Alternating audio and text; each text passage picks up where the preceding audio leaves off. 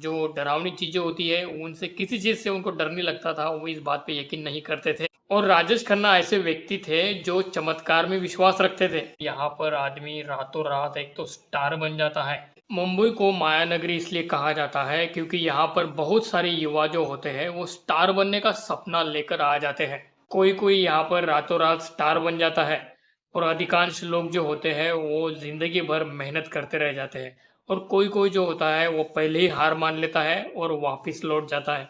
तो जब भी आप किसी स्टार की जीवनी बायोग्राफी या उनकी इंटरव्यू में उनकी ज़िंदगी के बारे में कोई उनकी जानकारी सुनेंगे, तो उसमें वो हमेशा एक बात कहते हुए नज़र आएँगे कि शुरू में हमारे पास रहने के लिए तक घर नहीं था, हम फुटपाथ पर सोए थे।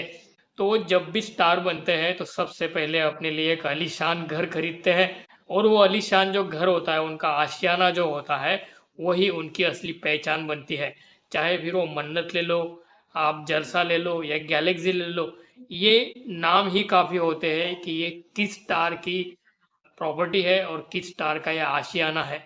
इसी तरह से मुंबई का कार्टर रोड जो है वो आज की तारीख में महानगर का सबसे पॉश इलाका है। इस पॉश इलाके में कई बड़े-बड़े स्टारों ने अपनी कोठियाँ बनाई है। उसी में से एक है आशीर्वाद बंगला, जो नाम से ही आपको पता चल गया होगा कि ये राजेश खन्ना का बंगला था। राजेश खन्ना जो हमारे फ़िल्म इंडस्ट्री के पहले सुपरस्टार। अभी इनके घर के बारे में जब हम बात करेंगे और जब इनके घर के बारे में बात होगी, तो ये अच्छी होनी चाहिए, बहुत ही खूबसूरत होनी चाहिए। लेकिन ऐसा नहीं है, अगर आप इसकी कहानी जान लोगे, तो आप भी सुन्न रह जाओगे। क्योंकि इसे बहुत से लोग भूतिया घर कहते हैं। हाँ, हालाँकि इसके बारे में कोई पुख्ता सबूत या पुख्ता कहानियाँ नहीं हैं। बस लोग कयास लगाते हैं और इसी के ज़रिए ये कहानियाँ आगे बढ़ती चली गई। लेकिन सोचने में और समझने में अगर देखा जाए तो सचमुच ऐसा महसूस होता है कि क्या ये सच है? लगभग 1950 के दशक तक बॉलीवुड जो है हिंदी इंडस्ट्री अपना पैर जमा चुका था। इंडस्ट्री अपना नाम बना चुकी थी। तब मुंबई में कार्टर रोड पे ज़्यादातर एंग्लो इंडियंस या पारसियों के बंगले हुआ करते थे। जिसमें से फिल्मी उद्योग के 2 बड़े लोग थे, 2 बड़ी हस्तियाँ, उनके 2 बंगले यहाँ पर हुआ करते थे। जिसमें से एक संगीतकार नौशाद के पास था आशियाना, वही दूसरा ये आशीर्वाद। हालाँकि जब सबसे पहले ये आशीर्वाद बंगला बना, तो किसने बनाया था और इसके मालिक कौन थे, उसके पुख्ता सबूत नहीं है। सबसे पहले शुरुआती बात जो एंग्लो इंडियन थे, उनमें से उनकी बात कर रहे हैं। घर के सामने एक समुद्र का किनारा था, जो अभी भी है और बहुत ही खूबसूरत नज़ारा था। तब ये बंगला एंग्लो इंडियंस के पास था। लगभग 1950 की ये बात है। सबसे पहले इस बंगले को भारत भूषण ने खरीदा था, जो मिर्ज़ा गालिब, बरसात की रात, गेटवे ऑफ इंडिया जैसी फ़िल्में कर चुके थे और ये फ़िल्में सुपरहिट थी। उस टाइम के ये स्टार थे। फिर भारत भूषण जब उस बंगले में रहने लगे, तो उसके बाद से उनकी फ़िल्में फ्लॉप होने लगी। धीरे-धीरे उनका जो स्टारडम था, करियर उनका डाउन होने लगा और उन्होंने जो फ़िल्म प्रोड्यूस की थी उनके भाई के कहने पे, वो फ़िल्म बुरी तरह से फ्लॉप हो गई, उनके ऊपर कर्जा चढ़ गया। तो उसको उतारने के लिए उनके पास और भी प्रॉपर्टी थी, वो बेच दी उन्होंने और फिर ये बंगला भी उनको बेचने की नौबत आ गई। ये बंगला तो उन्होंने बेच दिया, लेकिन उसके बाद ये बंगला लंबे समय तक खाली रहा और फिर ये चर्चा गर्म हो गई कि ये बंगला भूतिया है, नेगेटिविटी है और इसमें जो भी रहेगा वो तरक्की नहीं कर पाएगा। तो इस भूतिया बंगले की कहानी फ़िल्मी गलियारों में फ़ेमस होने लगी। फिर तब के उभरते सितारे जो थे राजेंद्र कुमार, उनके पास ये कहानी पहुँची। वो भूतों पे या भूतों की जो डरावनी चीज़ें होती है, उनसे किसी चीज़ से उनको डर नहीं लगता था, वो इस बात पे यकीन नहीं करते थे। और तो और इन भूतिया कहानियों की वजह से उस बंगले की कीमत बहुत ज़्यादा कम हो गई थी। फिर तब 1960 के टाइम में राजेंद्र कुमार ने इस बंगले को महज 60,000 रुपए में खरीद लिया।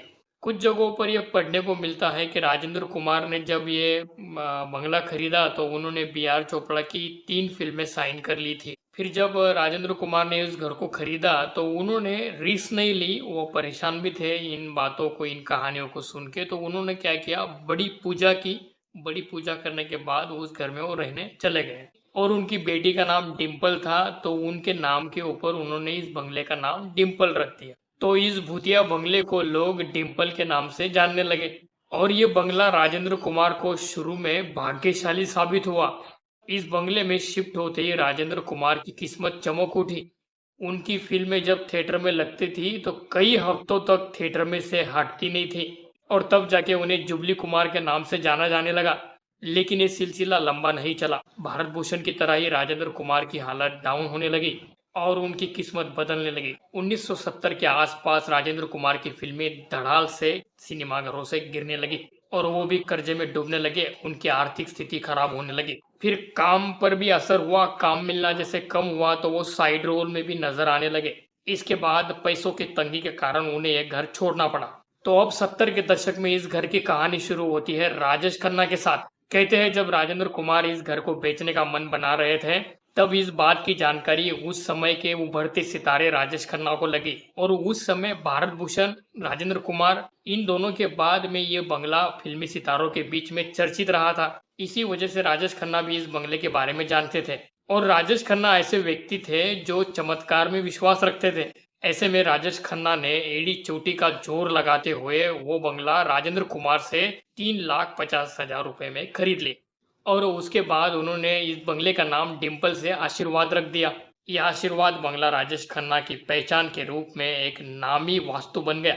दरअसल राजेश खन्ना ने 70 के दशक में एक रिकॉर्ड दर्ज किया था। लगातार 17 फिल्में उन्होंने बैक टू बैक सुपरहिट दी थी। प्रोड्यूसरों की उनके यहाँ लाइन लगा करती थी क्योंकि उन्हें लगता था कि राजेश खन्ना जिस भी फिल्म में होंगे वो कमाई करके देगी। राजेश खन्ना उस जमाने के स्क्रीन आइडल बन गए थे। इस वजह से आशीर्वाद बंगला, राजेश खन्ना का जो बंगला था, वो मुंबई आने वाले हर किसी के लिए एक आकर्षण का केंद्र बन गया था। लेकिन कहते हैं कभी कभी समय बदल जाता है लेकिन किस्मत नहीं बदलती है। इस बंगले का हाल भी कुछ ऐसा ही था। जिस तरह से अपने वक्त के दो बड़े स्टार राजेंद्र कुमार और भारत भूषण की नैया डूबी थी, वही बात राजेश खन्ना के साथ भी हुई। राजेश खन्ना जितने बड़े स्टार थे उतना ही बड़ा नाटकीय तरीके से उनका पतन हुआ था। सिनेमा घरों में उनकी फिल्में बहुत धड़ल्ले से गिरने लगी। उनका स्टारडम पूरी तरह से डाउन हो गया। वो जितनी ऊंचाइयों पे थे वहां से नीचे आने लगे और पारिवारिक स्थिति भी उनकी खराब हो गई। डिम्पल कापड़िया जो उनकी पत्नी थी उन्हें छोड़कर चली गई। हालत यहाँ तक खराब हो गई कि 80 के दशक के आखिर में उनके पास एक भी फिल्म नहीं थी। कहते हैं बाद में वो गुमनामी में अपना जीवन बिताने लगे। लिंकिंग रोड पे उनका ऑफिस था, वहीं पर वो ज्यादा समय बिताते थे। हालांकि उन्होंने कभी भी आशीर्वाद बंगले को बेचने की नहीं सोची। 18 जुलाई 2012 में राजेश खन्ना का कैंसर से लड़ते हुए निधन हो गया। उसके बाद में ये बंगला मुंबई के बिजनेसमैन को 90 करोड़ में बेच दिया गया। यहीं पर इस बंगले की कहानी खत्म हो गई।